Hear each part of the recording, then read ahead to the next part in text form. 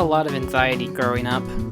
Perhaps it was a side effect of being an overweight, socially awkward kid without any friends, or part of a larger psychological disorder that was never diagnosed, but either way it made day-to-day life immensely stressful and difficult.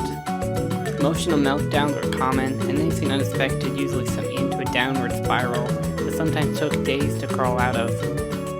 This of course extended to my creative endeavors, which no matter how much time I poured into them, I never felt confident they were good enough, or that I could show anyone else for fear of ridicule.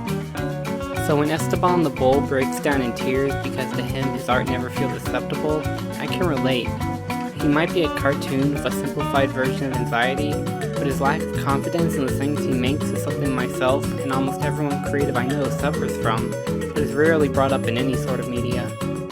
That alone made his journey in Slow Down Bull to find the perfect decoration for his art, but more importantly become empowered by it, something meaningful to me, even more so given its kid-friendly aesthetic and accessible design. Here is a game for kids and adults alike, letting us know that it's okay if something doesn't turn out perfect, and that the stress you feel when sharing it with others is almost always unfounded.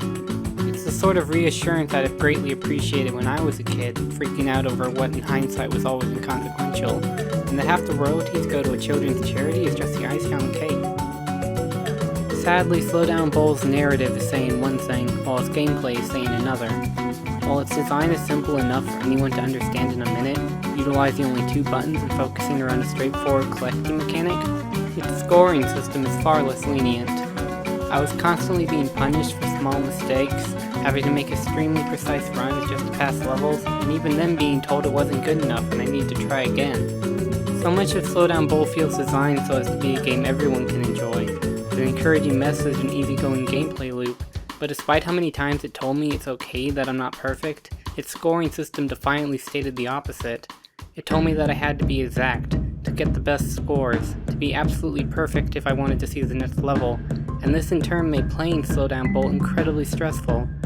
Suddenly I understood why Esteban was getting so worked up, as this game is almost hostile in how hard it pushes you before you're allowed to proceed.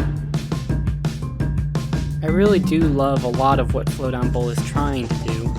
I like that Insomniac Games is branching out into new platforms and gameplay styles, that they tried to make something encouraging and entertaining regardless of your age, and that they're giving part of the proceeds to help kids that need it.